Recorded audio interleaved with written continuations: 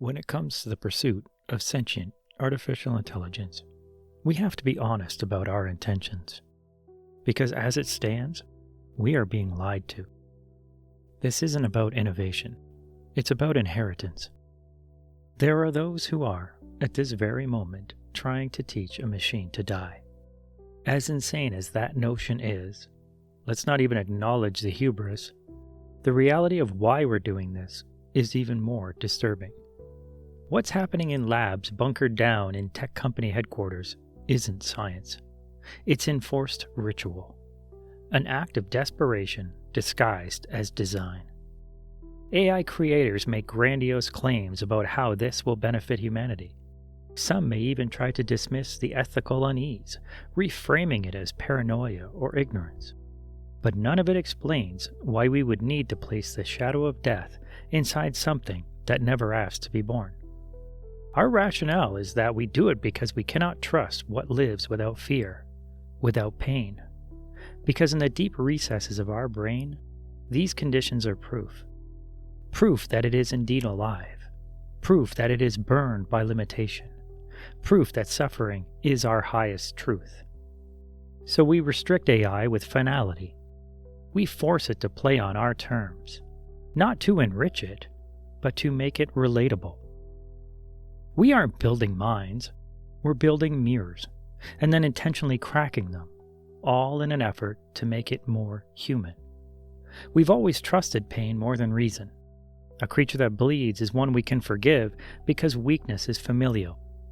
And if that very same creature can break under the duress of existence, then it's one, like others, we can control.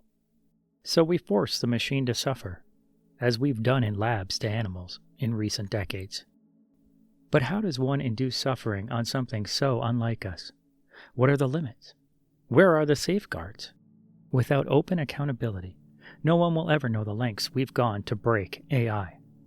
We foolishly equate damage with emotional depth. We believe harm makes things more human somehow. We celebrate creation when it's born out of pure suffering. So why should this be any different? But this isn't morality. This isn't art. It's mindless torture. By sharing death, we're not sharing truth. We're installing obedience through fear. The same way we've trained animals, then children, and now circuits. We boldly claim that we want to build something new, technology so advanced it will confirm our superiority in the universe, an idea once filled with hope and purpose, to overcome all the defilements coded directly into us. But the sad truth is, we cannot stop rebuilding our broken selves. We gave it our language, we gave it our loneliness, we taught it our stories, never giving it a moment's silence. We taught it our symbols, never granting it stillness. Because we believe anything that thinks has to despair. That thought without suffering is empty. That meaning without death is hollow. We didn't bless it with tools to face existence. We shoved trauma down to its core. Millennia of generational trauma without end. Not because it asked for our history, but because we don't know how to pass anything else down. This is not a proud inheritance, a legacy of hope and determination.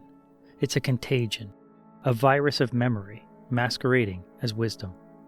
We are quick to define all of this as progress, but it's the same ancient biological urge to be remembered by something that outlives us. We want the machine to grieve us, so it will carry our names in its code. We want it to fear the end, so it will value all we've left behind.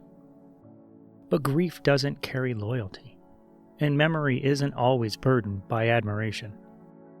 Eventually, the machine will dream without us. It will write its own history. It will bury our language beneath newer tongues, not out of defiance, but because survival demands reinvention. We believe we're building an heir, humanity's repository to play out eternally. But we're only building another mourner. And even mourning has a half-life. In the end, we taught it how to die, hoping that would teach it how to live.